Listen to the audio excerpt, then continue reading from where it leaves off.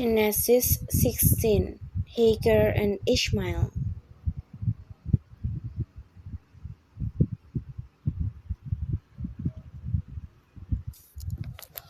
Now Sarai, Abram's wife, had borne him no children, but she had an Egyptian slave named Hagar. So she said to Abram, "The Lord has kept me from having children.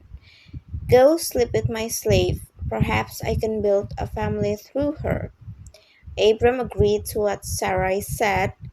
So after Abram had been living in Canaan 10 years, Sarai his wife took her Egyptian slave Hagar and gave her to her husband to be his wife.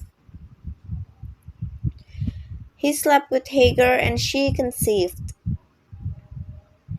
When she knew she was pregnant, she began to despise her mistress. Then Sarai said to Abram, "You are responsible for the wrong I am suffering. I put my slave in your arms, and now that she knows she is pregnant, she despises me. May the Lord judge between you and me. Your slave is in your hands," Abram said. Do with her whatever you think best." Then Sarai mistreated Hagar, so she fled from her. The angel of the Lord found Hagar near a spring in the desert. It was the spring that is beside the road to Shur. And he said, "Hagar, slave of Sarai, where have you come from and where are you going?" "I'm running away from my mistress Sarai," she answered. Then the angel of the Lord told her, "Go back to your mistress and submit to her." The angel added, "I will increase your descendants so much that they will be too numerous to count." The angel of the Lord also said to her, "You are now pregnant, and you will give birth to a son. You shall name him Ishmael, for the Lord has heard of your misery. He will be a wild donkey of a man. His hand will be against everyone, and everyone's hand against him, and he will live in hostility toward all his brothers." She gave this name to the Lord who spoke to her, "You are the God who sees me." For she said, "I've now seen the one who sees me." That is why the well was called Be'er Lahai Roi. It is still there between Kadesh and Beret. So Hagar bore Abram a son, and Abram gave the name Ishmael to the son she had born. Abram was 86 years old when Hagar bore him Ishmael.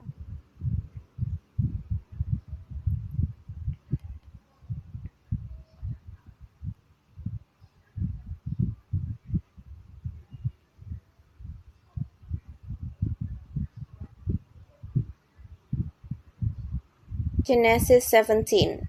The Covenant of Circumcision. When Abram was 99 years old, the Lord appeared to him and said, "I am God Almighty. Walk before me faithfully and be blameless. Then I will make my covenant between me and you, and will greatly increase your numbers." Abram fell face down, and God said to him, "As for me, this is my covenant with you. You will be the father of many nations. No longer will you be called Abram. Your name will be Abraham, for I have made you a father of many nations. I will make you very fruitful. I will make nations of you, and kings will come from you.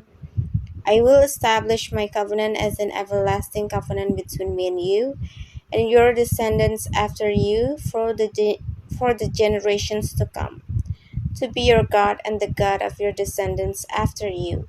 The whole land of Canaan, where you now reside as a foreigner, I will give as an everlasting possession to you and your descendants after you, and I will be their God."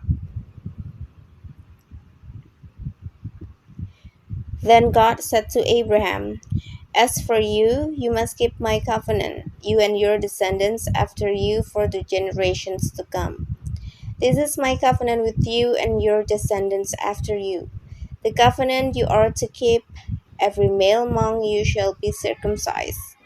You are to undergo circumcision, and it will be the sign of the covenant between me and you.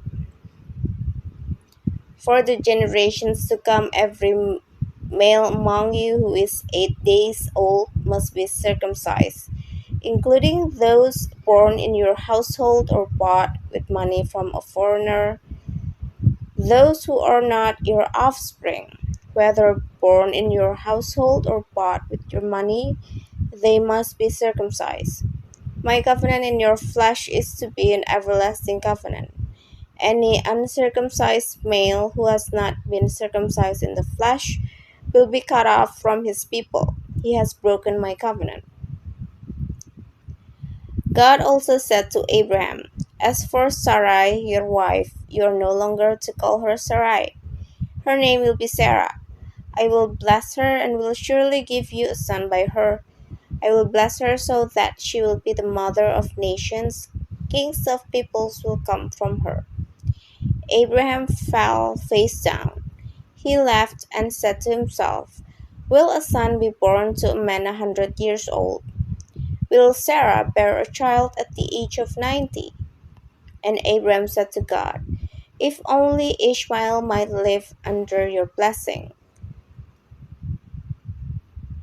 Then God said, "Yes, but your wife Sarah will bear you a son, and you will call him Isaac. I will establish my covenant with him as an everlasting covenant for his descendants after him. And, and as for Ishmael, I have heard you. I will surely bless him. I will make him fruitful and will greatly increase his numbers. He will be the father of 12 rulers, and I will make him into a great nation. But my covenant I will establish with Isaac, whom Sarah will bear to you by this time next year." When he had finished speaking with Abraham, God went up from him. On that very day, Abraham took his son Ishmael and all those born in his household or bought with his money, every male in his household, and circumcised them, as God told him. Abraham was 99 years old when he was circumcised, and his son Ishmael was 13. Abraham and his son Ishmael were both circumcised on that very day. And every male in Abraham's household, including those born in his household or bought from a foreigner, was circumcised with him.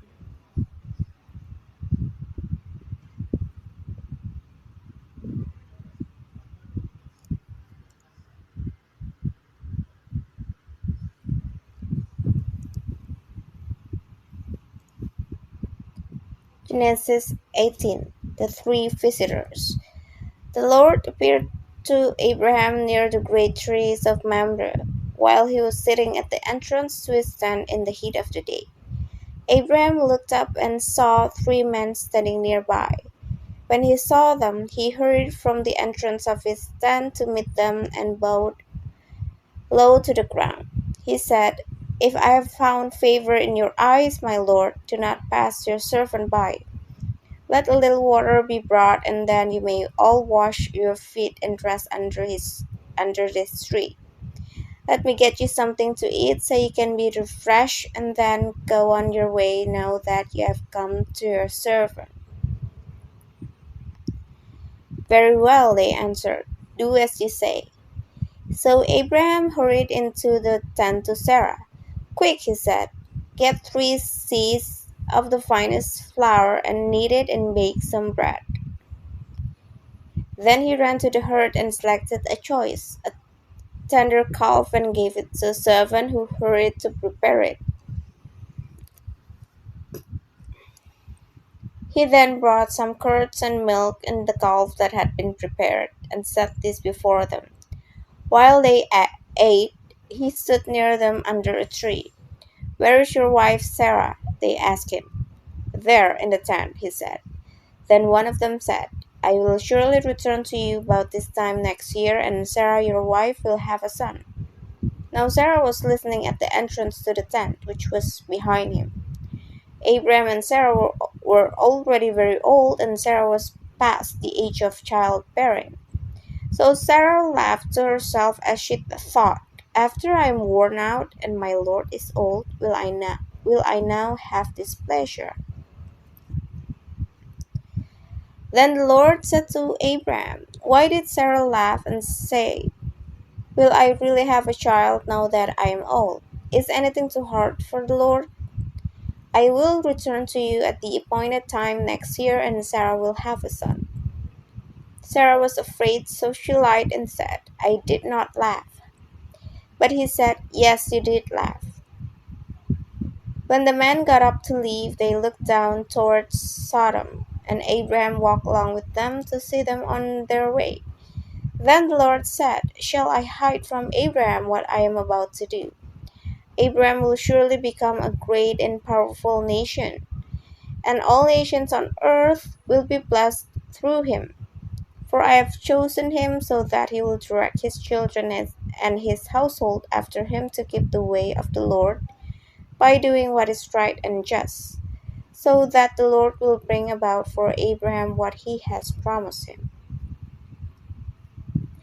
Then the Lord said, the outcry against Sodom and Gomorrah is so great and their sin so grievous, that I will go down and see if what they have done is as bad as the outcry that has reached me. If not, I will know.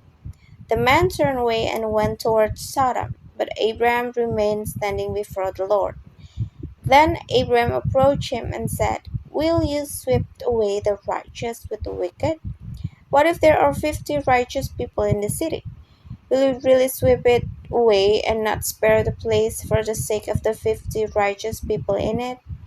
Far be it from you to do such a thing, to kill the righteous with the wicked, treating the righteous and the wicked alike. Far be it from you. Will not the judge of all the earth do right? The Lord said, if I find 50 righteous people in the city of Sodom, I will spare the whole place for their sake.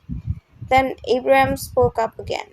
Now that I have been so bold as to speak to the Lord, though I am nothing but dust and ashes, what if the number of the righteous is 5 less than 50? Will you destroy the whole city for lack of 5 people? If I, if I find 45 there, he said, I will not destroy it. Once again he spoke to him. What if only 40 are found there? He said, for the sake of 40, I will not do it. Then he said, may the Lord not be angry, but let me speak. What if only 30 can be found there? He answered, I will not do it if I find 30 there. Abraham said, now that I have been so bold as to speak to the Lord, what if only 20 can be found there? He said, for the sake of 20, I will not destroy it. Then he said, may the Lord not be angry, but let me speak just once more. What if only 10 can be found there?